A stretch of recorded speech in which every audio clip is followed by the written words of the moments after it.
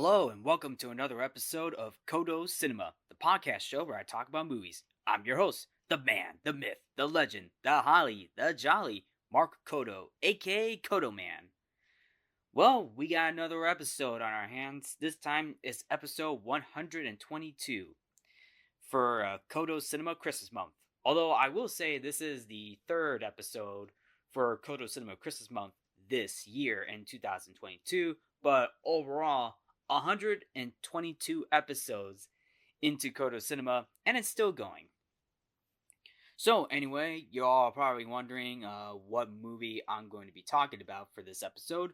Well, this episode I'm going to be talking about the Gremlins film.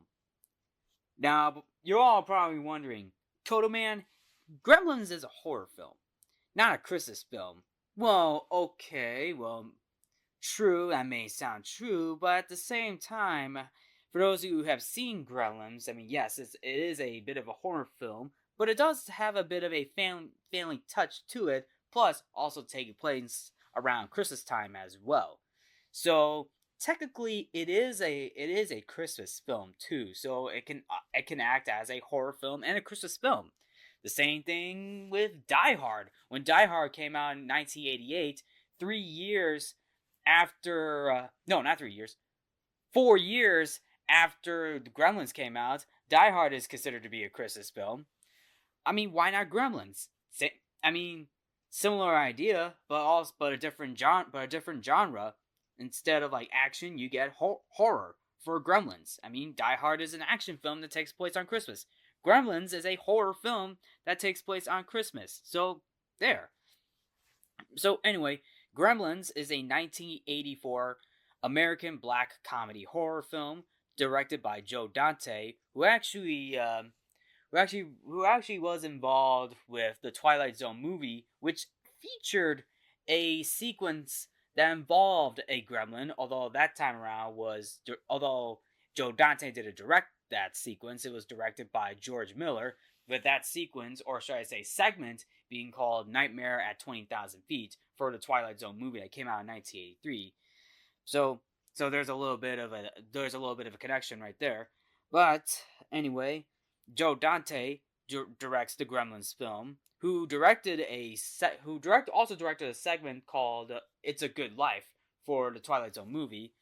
The film Gremlins is written by Chris Columbus, who was one of the few filmmakers who actually got his start in film and TV, with Gremlins being one of them.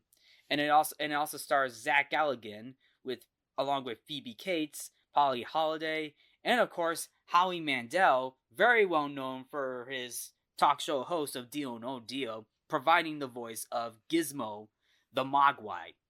Now, the film draws on legends of folkloric, mischievous creatures that cause malfunctions, and I quote, gremlins, in the British Royal Air Force going back to World War II, with the story following a young man who receives a strange creature as a pet. That pet turned out to be a Mogwai named Gizmo, which then spawns other creatures who transform into small, destructive, aggressive monsters that all wreak havoc on a whole town on Christmas Eve.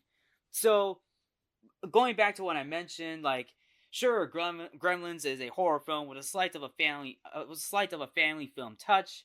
It is also a Christmas film too, and it takes place on Christmas Eve. So technically, it is partially a Christmas film.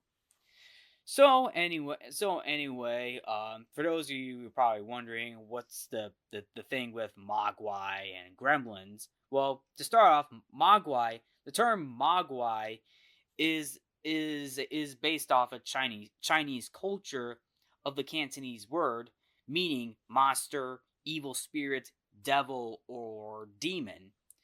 And for that Mogwai in Gremlins, now you might be wondering, why does that Mogwai look pretty cute? I mean, isn't that Mogwai a cute little creature? I mean, sure, yeah. I mean, looking at it from Gizmo's side, I mean, Gizmo is a very cute Mogwai. But what we later learn is that this Mogwai isn't what it seems to be, because it turns out it'll turn into a gremlin. So you're probably wondering, how does a mogwai turn into a gremlin?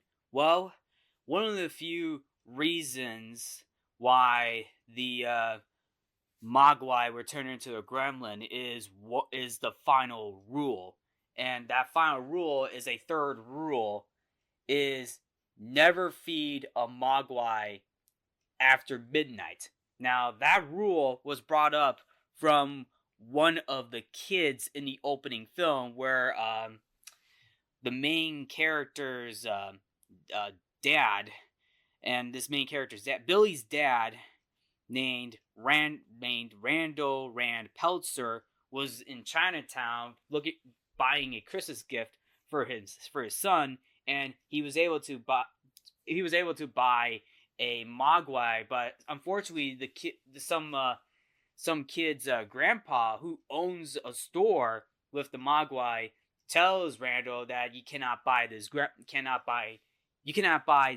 mogwai because it takes so much responsibility. But later on down the line, we kind of get the feeling to, like, know why why the grandfather, and he's basically a Chinese grandfather of some sorts, and that in the film, according to the film, because the opening of the film does take place in Chinatown, which is probably the reason why Randall went into Chinatown to look for it. Went into Chinatown, bought this off of this grandfather's kid, who who the kid gives Randall Peltzer the mogwai, but he gives him the three rules, which is basically never put the mogwai in bright light, plus sunlight will kill the mogwai. The other rule being do not drain this mogwai in water, don't give it a bath, don't give it a shower, don't let it drink water because it will multiply like crazy. And the third rule is never feed the mogwai after midnight. Now, that third rule alone is the one that causes the gremlin form to happen, but we don't see that later on down the line in the film. So then we get to see Billy, who's working at a bank, and during the day. Plus, we get a nice little Indiana Jones reference, because it turns out there's a radio show, and I forgot the name of the radio show, but it has a host. I forgot the name of the show nor host, but it has like similar fonts. But the fonts, if you look at the billboard in the beginning of the Gremlins film, it has like the Indiana Jones fonts, because the reason why Steven Spielberg was one of the executive producers on the Gremlins film, who, should I mention, was able to get jump starts for future filmmakers. That includes Chris Columbus and Joe Dante, plus Frank Marshall and Kathleen Kennedy as well, because Frank Marshall and Kathleen Kennedy were also involved with this film as well as executive producers. Plus the fact that Steven Spielberg also directed the Indiana Jones films. And speaking of Indiana Jones films, Indiana Jones and the Temple of Doom came out the same year as Gremlins as well. So yeah, there you kind of get that connection right there. Now later on, I mean, it's just a tip. You just see in later on the beginning of the film, it's just a typical good Christmas feeling, tradition feeling movie of some sorts.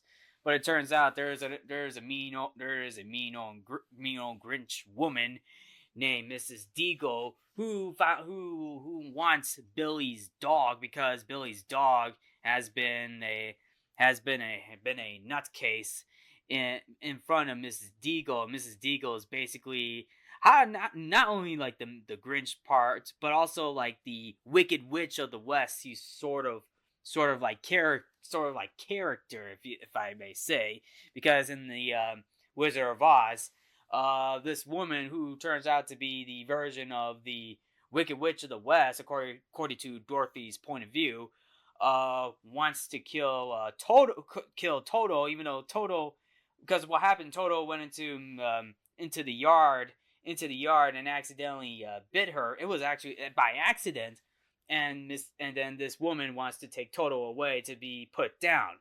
This is kind of like what what Mrs. Deagle's character is like in this film. Like, she wants Billy's dog. Yeah, yeah, that's like a Wizard of Oz connection right there. But anyway, this is happening around during Christmas time. I mean, really? You're doing this around Christmas time? I mean, come on.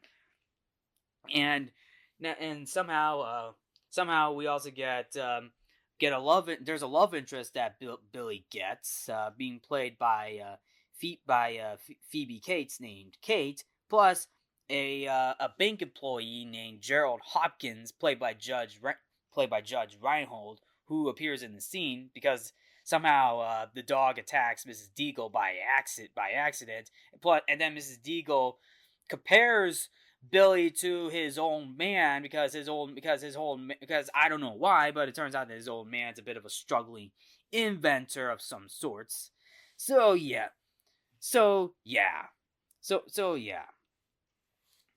And then later during the night, we also get a pretty nice cameo from Chuck Jones. Chuck Jones, who was the Looney Tunes animator, who is sitting in the bar with Billy, sharing a cartoon drawings, and I thought it was pretty nice because not only is it nice that we got a cameo from Chuck Jones, but also the fact that Warner Brothers distributed the film, which also distributed the Looney Tunes cartoons as well.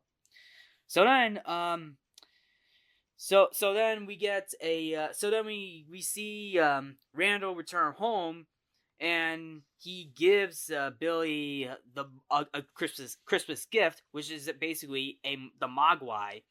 So basically, Billy is all surprised and amazed by this creature, this Mogwai creature, which they gave the Mogwai's name, Gizmo.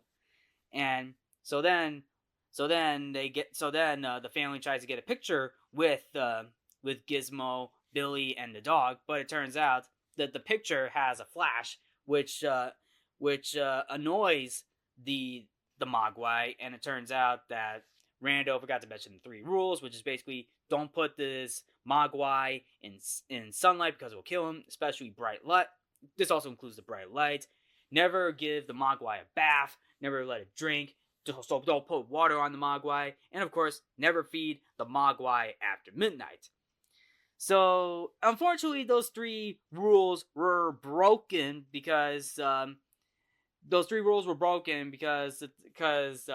the first rule was broken, which is basically the bright light. The second rule was broken because one of Billy's young friends, named Pete, who's being played by Corey Feldman, and Corey Feldman later appeared in another Spielberg-produced film, The Goonies, came over and accidentally spills water over Gizmo, which spawns 5 more Mogwai creatures, which includes a leader named Stripe. And the reason why Stripe the leader was called by that because Pete notices the stripe on one of the Mogwai's heads, and that's why he's like, "Hey, look at that little one! That one's got a stripe on his head." I mean, that's basically the leader, which is basically the leader who turns out to be the villain of this film. So yeah, Stripe is the villain of the film for Gremlins. So then Billy shows his father all the Mogwai creatures. He even shows he even brings one of the Mogwais over to one of his former elementary school science teachers named Mr. Hansen, spawning another Mogwai, and then Mr. Hansen will later do more experiments on this Mogwai. So basically, he's trying to learn what is with this Mogwai. So then, back at home, Stripe and his fellow Mogwais trick Billy into feeding the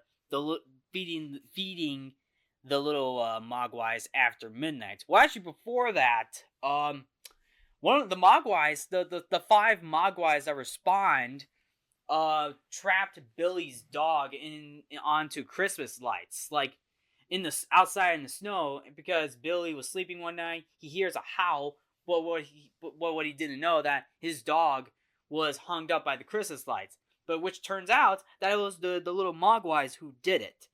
So basically, that's gonna be hinted that the leader Stripe, and I'm pretty sure this was from Stripe's point of view, because Stripe wants to do something about it. I believe he wants to take over the world or something. I mean, I don't know what's the point. I don't know, because I mean, I don't know what's the point with all these Mogwais. I mean, what's the point of these Mogwais? But to be fair, in Chinese culture, I guess they're definitely preferred to be as meaning of monster, evil spirits, devil, or demon. So technically, the five Mogwais that trap Billy's dog foreshadows that they're going to be evil demons. So now cut back to the night when they trick Billy into feeding them. They unplugged his alarm clock, which actually says 11:35 p.m., but it turns out they unplugged the clock. So basically they tricked Billy. And then the next day, there's basically cocoons, like egg-like shells. You know, kind of like a cocoon for a butterfly, like a caterpillar that transforms into a butterfly, like a metamorphosis. That's basically what we see in this film for the Gremlins. And Mr. Hansen, Billy's professor or teacher, notices too.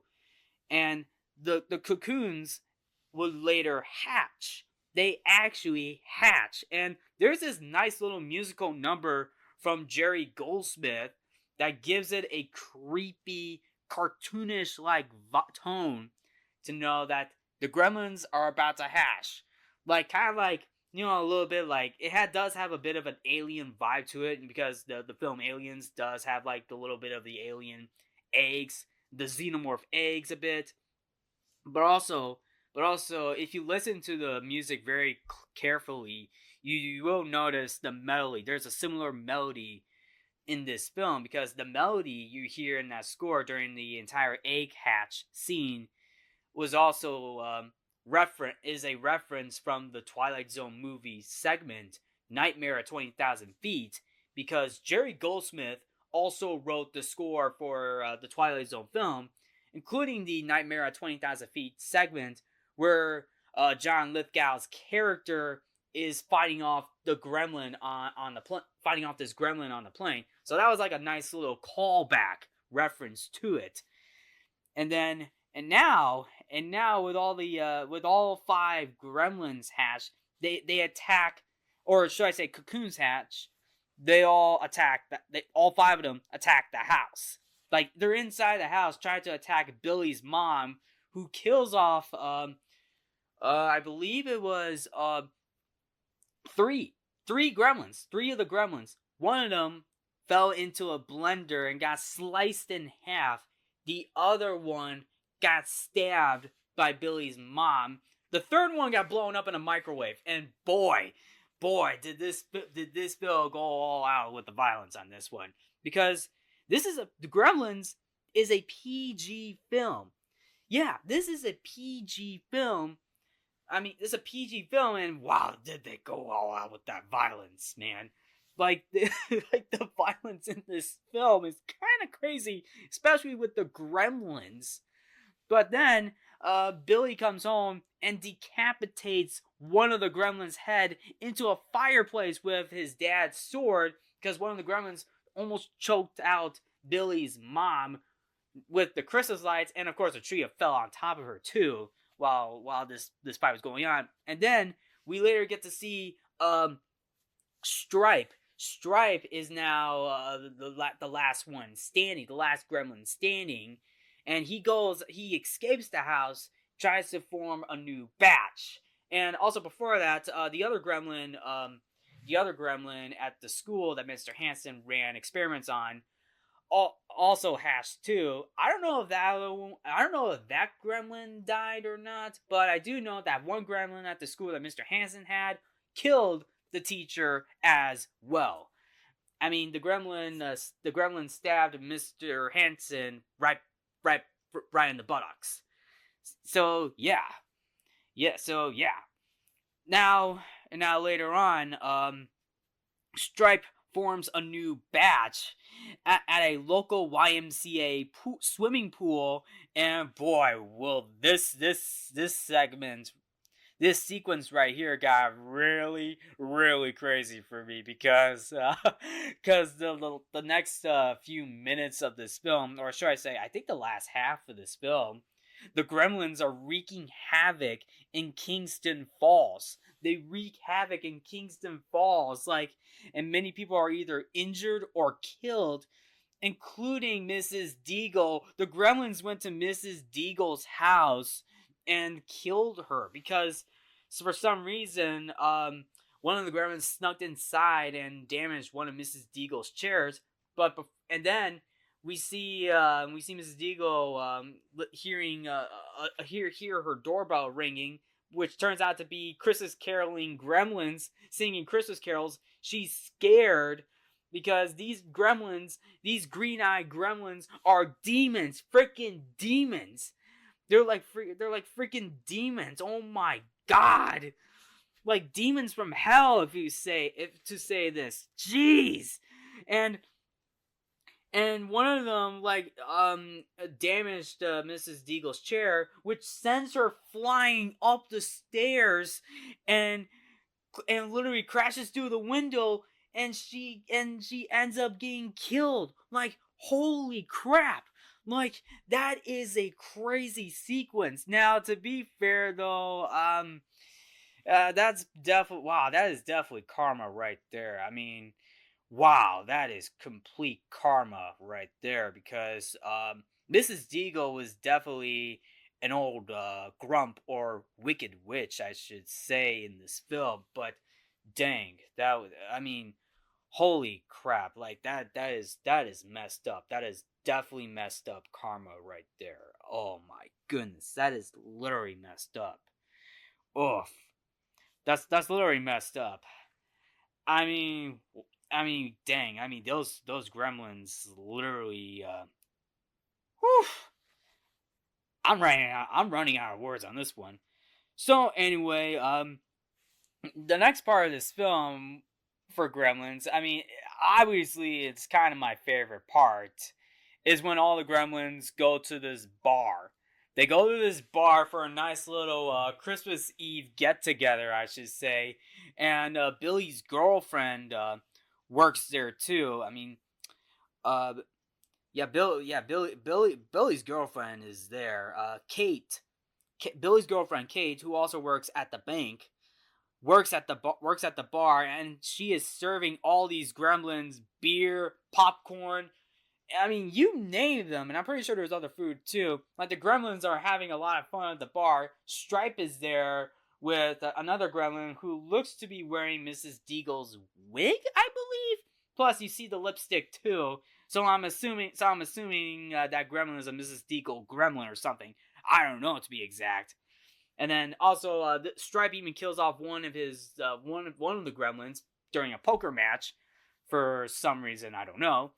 And then this next moment also cuts to my next favorite moments, when we get a scene where this one gremlin who is wearing a black fedora-like hat, sits in the dark on sitting at a table in the dark with some noir-like music playing in the background, almost referencing something out of Casablanca or any other noir film, and it gets me laughing all the time, because another gremlin shows up just to cheer this other gremlin up, using actual puppets to bring in a sense of humor. It's like this one gremlin who's sitting at the bar smoking a cigarette, with noir music playing in the background, just thinking how depressed of how Stripe took this gremlin girlfriend of his, of some sort. I mean, think about it. It was about 7:30 at night. I was sitting in with all the other gremlins until then.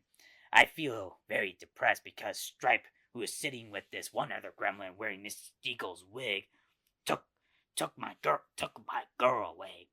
I mean, I was thinking about dating this girl, but it looks like Stripe was more has a lot more fun in it. So that's why this other gremlin was more interested in Stripe than me. But until then, as I was sitting and sitting, smoking a cigar while listening to this noir-like music, until this one other gremlin steps up right next to me with actual puppets in his hands. I'm not talking about actual Muppet puppets. I am talking about puppets in his hands, trying to cheer me up. As he was trying to cheer me up, I was annoyed. So then, what did I do next? I smack him with a mallet. Bang! Out of all the bars and all the tables at this bar in all the world, these three gremlins had to walk into mine. You see, that's kind of what got me thinking. I mean, I'm just saying. So then Billy rescues Kate after using bright light on all the other gremlins to escape. They try to hide, but somehow the gremlins go into a movie theater watching Snow White and the Seven Dwarfs. All the gremlins were actually singing to one of the Snow White songs during of Hi Ho, which is basically the dwarves' theme song of when they leave the mines. Basically, hi ho, is off to work we go. Da da da da da da da. Hi ho, hi ho, hi ho, hi ho. And all the gremlins start singing because why not? It's a fun song. I mean, from a classic Walt Disney film that came out in the late 1930s. It is a classic song. Even Gizmo starts singing, and his singing is very cute from the point of view of Howie Mandel. I mean, it is a cute moment for Gizmo, especially those who have seen this film too. Now, so now this gets Billy an idea to, you never believe this, blow up the entire freaking theater. Like, he and Kate blow up the theater of all the gremlins inside, except for Stripe, because Stripe left the theater just to get some food, because Stripe is hungry for food. And this is where the yum yum. Yeah, because yum yum is basically a call sign that the gremlins and mogwais are hungry. Because yum yum, if you hear that in the beginning or somewhere in the middle of the film, before the mogwais turned into gremlins, they were all screaming yum yum, yum yum, yum yum, yum yum. It's just so funny, but you kind of get the point of what I'm saying, especially after midnight. So anyway, Billy lights a flame on some sort of towel or napkin of some sort, and also leaks out the gas in the theater as well. Until then, when the screen went white, all the gremlins in the theater started screaming and start to go after Billy and Kate through the theater, and we also get a nice creepy animation through the back of the screen too, like the shadows of the gremlins. That's pretty creepy and cool. So then, then Billy and Kate escape, and the entire theater blows up. All the gremlins inside burning, and also burning alive. Like, these demons of hell are burning. Those little green monsters are literally burning. Like Billy just blew them all up. It's kind of like a hive, it's like a beehive of some sorts. I mean, damn, like Billy just had the balls to blow up the entire theater. But until then, Stripe is very upset and angry because Billy just destroyed the entire theater, which had all the gremlins in there. All the gremlins were in there. So then Stripe fights off Billy in a department store. Actually, not a department. Is it a department store? It kind of looks like a little mini strip mall inside the store. I mean, I guess. Stripe fights Billy probably for revenge for killing his entire batch. Also, we get a nice little stuffed toy cameo of E.T. because Steven Spielberg directed E.T. Plus Tweety Bird, Sylvester Cat, and of course Bugs Bunny because of the fact that Gremlins is a Warner Brothers film. Chuck Jones, you may say, because Gizmo was hiding and wants to try to stop Stripe too. Also, I want to mention Stripe is being voiced by Frank Welker, one of the few legendary voice actors too. Along, this also goes to say this: there are other voice actors who also voiced Gremlins as well, which also includes Bob Holt, and of course Peter Cullen, who is very well known for playing Optimus Prime in the Transformers franchise, who he and Frank Welker also collaborated on. So they both collaborate on Gremlins, but also before that, the original Transformers TV show, including the original film that came out in the 80s as well. So you got some legends out there, voice acting legends too. And then later on, Billy is literally almost dead. Like Stripe almost kills Billy, like with saw blades, darts, baseballs, even a freaking chainsaw that gives Bruce Campbell a run for his money. My God, I mean, what is with this film? But then Gizmo was able to help out. I mean, I believe it was either Billy or Gizmo who drags a Stripe throughout the entire department store and hits his head on a wall. But it turns out he's stopped by a water fountain, huge water fountain that will give Stripe the ability to produce a new batch. Thankfully, Gizmo kills Stripe with sunlight, and Stripe gets disintegrated and melts. Melts. Stripe melts throughout this entire ending right there. Like he's standing in the fountain trying to produce a new batch, but Gizmo kills him off with sunlight. So that's how Stripe gets killed. And then the dad shows up after a couple of other visits. Like one of them was at a convention that with other inventors that includes cameos from composer Jerry Goldsmith and Steven Spielberg, including a gas station where he was actually able to sell one of his inventions to a gas station clerk, which is actually pretty cool. Pretty cool. But then Gizmo was knocked out because he got whiplash by the sunlight because he was trying to pull the shades of the sunlight out to shine upon Stripe, but he gets hit in the head. So then after that, Billy, Kate, Billy's dad, and Gizmo, along with Billy's mom, they're all home for Christmas Eve, and there's a news report on the mysterious tragedies of the Gremlin attack. Until then, the Chinatown store owner, who turns out his name is Mr. Wing, by the way. I mean, I forgot his name. Mr. Wing, who owns this store in Chinatown, reclaims Gizmo at the Peltzer home. He criticizes both the Peltzers and Western society for their carelessness with nature because of the fact that, one, this Mogwai can turn into a gremlin if you don't take care of this Mogwai carefully, which is actually a pretty good point.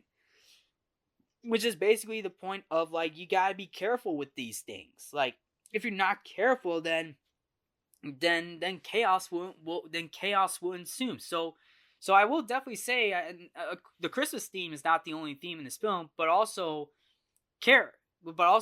being careful. The theme of being careful. Like, you gotta be careful with these things. Like, you gotta be careful in life. You know, like how how like with how Billy was not being careful with this gremlin. I mean, well, Mogwai, I should say. I mean, why am I calling this Mogwai a gremlin? I mean, it is true because the Mogwais do turn into gremlins, just to say the least. But the thing is, like, Billy was trying to be careful, but somehow the three rules were broken. So that's basically being careless. And of course, I guess you can make the argument that that Mrs. Deagle was being an old grump. She's not being careful at all, so she technically got she definitely got karma right there in the middle of the film. I mean, definitely not being careful at all. So yeah, there's definitely like a theme of carefulness to it. So you gotta be careful with these things. But at the end, but at the end,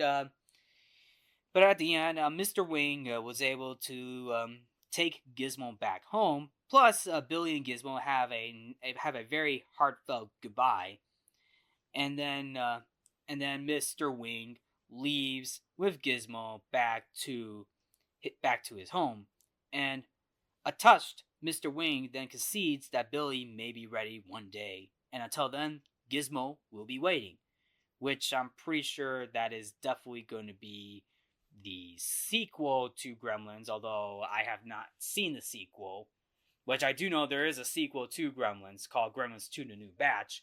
But at the very end, the original Gremlins is a classic. It is a fun Christmas a fun horror film, Christmas family film classic. I mean, it is a PG film. It does have a lot of fun moments, particularly from the Gremlins, but also it does bring in a good touch of an 80s feel to it. But other than that, the Gremlins film is actually a pretty good film. Now, I'll be honest with you, I when I was very little, I actually got the DVD of Gremlins, but I never watched it as a kid. I've never seen this film, and I don't even know who Steven Spielberg was at the time when I got this DVD. I was very little. I was very little when I got the film on DVD, but I never watched it. Maybe the fact is I wasn't old enough to see this film, but it wasn't until I saw the Indiana Jones films that Steven Spielberg directed got me interested in to know who Steven Spielberg was. And Steven Spielberg, who was one of the producers of this film, produced the Gremlins film. So now that I'm older, I have an idea who Steven Spielberg was, and also going into this film as well. And I got very invested in this film as I got older. So that was something. And yeah, I guess you could say. I mean, many people will definitely say Gremlins is more of a horror film, but also a family film. But it does have a bit of a Christmas feel to it. I mean, you see Gizmo wearing a Santa Claus hat during one moment when Billy was upstairs with Gizmo playing a nice little piano, and of course, you get the Christmas lights, the Christmas music, the snow. I mean, the fact that the entire film takes place on Christmas Eve is something, and of course, you do get a nice little music composition score from Jerry Goldsmith during one scene where Billy and Kate are walking into town. Um, they're walking into town. You hear the Christmas music of